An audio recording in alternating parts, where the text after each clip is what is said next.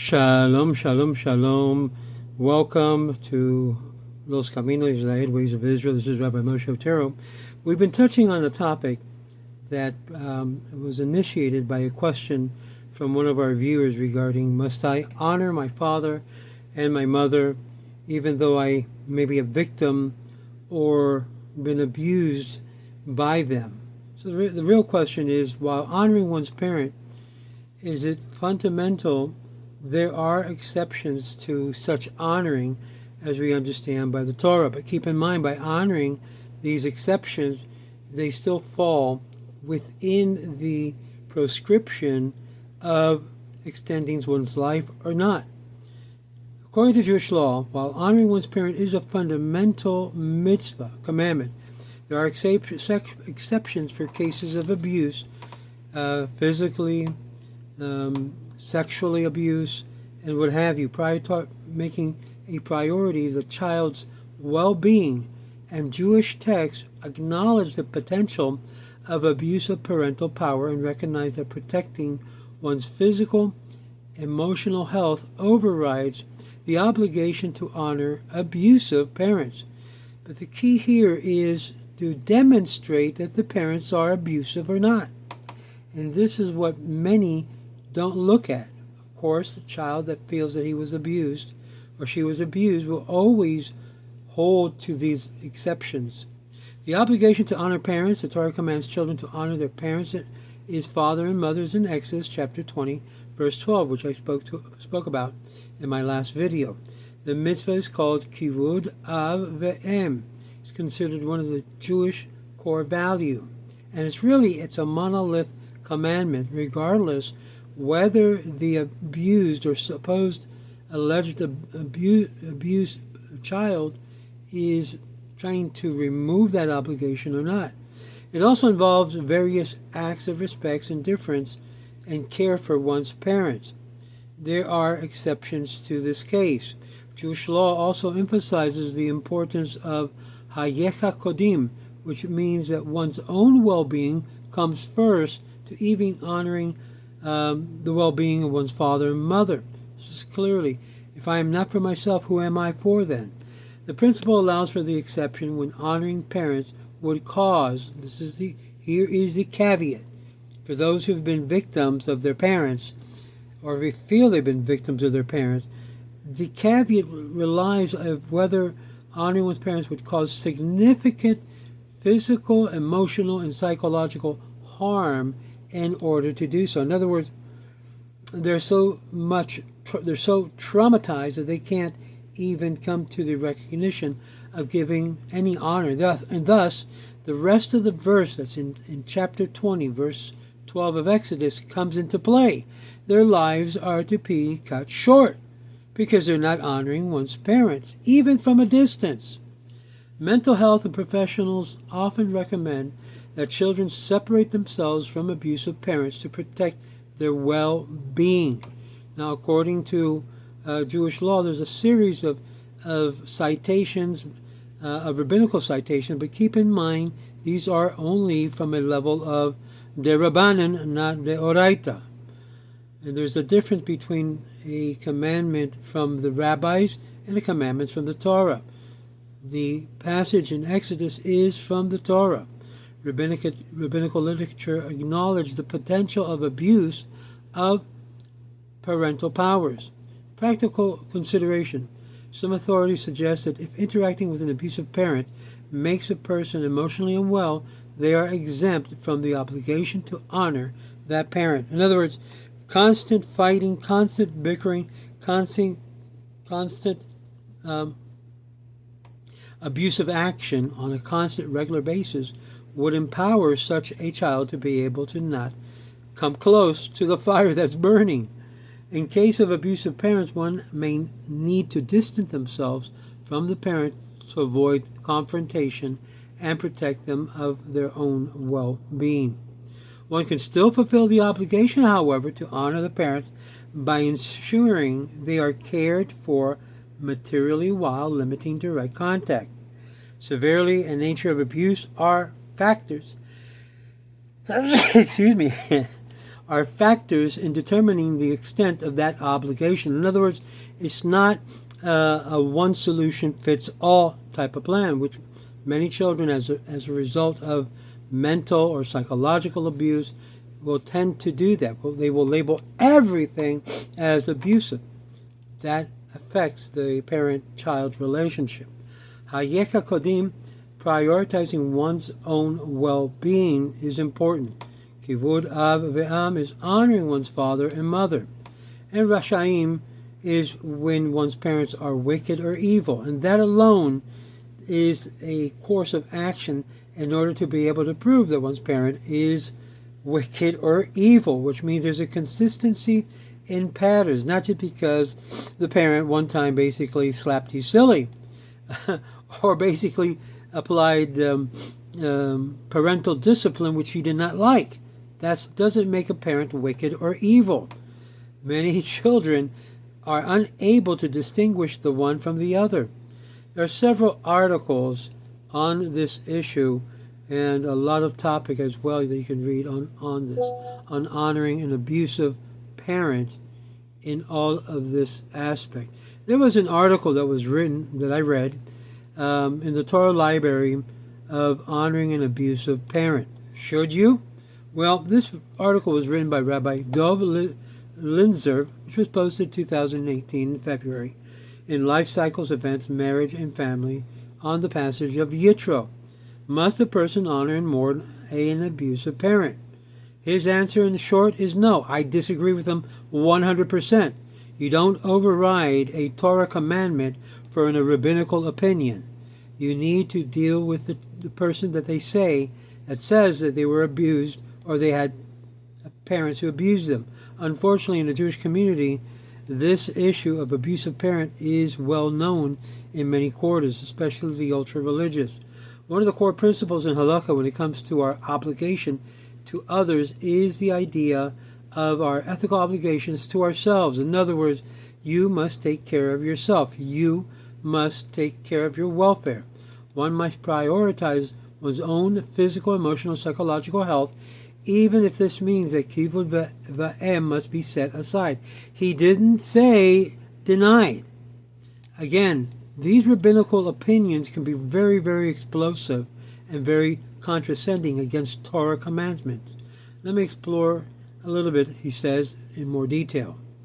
Honoring one's parent is a mitzvah that can demand a great deal from us. This is particularly true for sandwich generation adults who have the responsibility to their spouse, to their children, and those who are called upon by this commandment. They must also attend to the needs of the parents. By no means a child should endanger themselves by attending to the needs of the parent necessarily if their physical presence may cause a harm. The mitzvah also demands that we relate to our parents with difference in respect, which, depending on the relationship, is not always an easy thing. We do have parents who are very, very difficult in their way of acting, but when a parent shows and demonstrates without a doubt that they are not a life-threatening to the child and not repeating any type of form of abusive behavior, this does not apply to those children. At the same time, there are things that are not required. The obligation of kivud av focuses on how we act and how we feel. Context matters as well. It serves her mother's food, but does so in a manner of contempt. It becomes a violation of the mitzvah of kivud va'em. But while one has to show respect, one is not required to actually feel this way.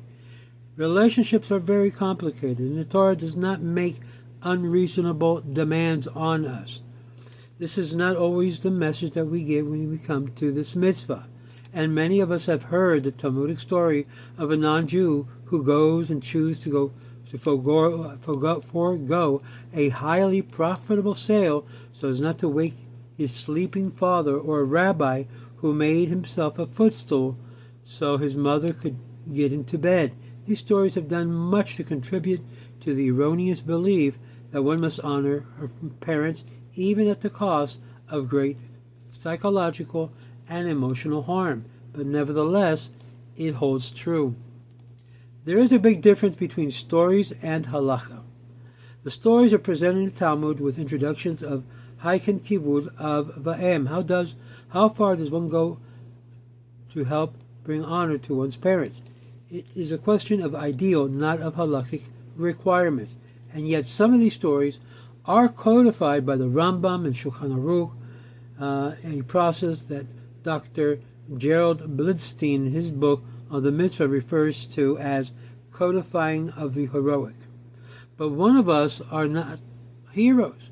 And when poskim submitted these stories to the rigor of halakhic analysis, they made it clear that there is a line where the obligation to one's parents ends and where the responsibility to oneself begins. In other words, you before your parents is basically what is being said here. Not that that commandment is nullified. It's not nullified. It stands still as a big monolith.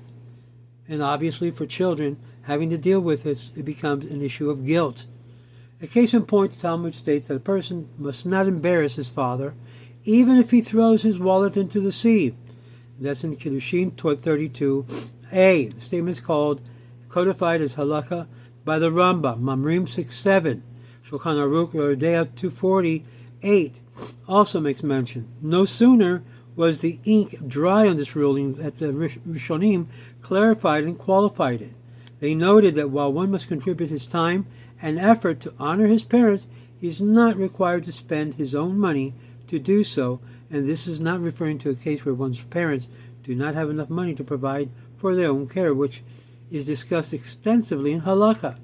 Following this, they said it would be permitted for the daughter to stop her father from destroying her property.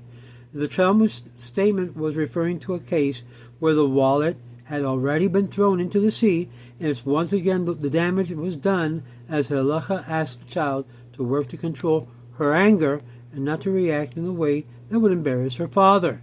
Yoredea Tur, the Yoredea 240. In the name of Ri and the Rama, Yam Shel Shlomo, in Kiddushin 1, verse 64, also in the Bet Yosef in Bach regarding Rambam's position. The Rima and Shulchan Aruch rules unambiguously that one can act to prevent a parent from causing her or him financial harm if in doing so causes pain to the parent. Yoredea 248. It goes out without saying that this would be true in the case of an emotional pain. And this point is made by Rabbi Yosef Colon of Italy, 1420 to 1480. He writes that the mitzvah of honoring a parent does not extend to a case or cases where it would cause emotional pain to the person. This is directly relevant to the case at hand. So if one's parent is abusive, whether the abuse is sexual, physical, verbal, or emotional in nature, a person absolutely must prioritize his or her own health. But let it make it clear that if they take upon themselves that priority, they are thus not honoring their father and their mother in the true sense of the word, and thus they fall back into the area that their lives will not be extended. Our ethical first obligation is to ourselves and our well-being. Obviously, if I'm not for myself, who shall be for me? One is not just permitted to act this way, one is obligated to do so. In other words, there's a self-interest and a selfish interest to maintain self-preservation, even at the cost of losing honoring one's father and one's mother, which has a promise. What is that promise? We saw it earlier in the other video. Extending one's life. As in any matter of health, one must make sure that he or she is getting the best advice.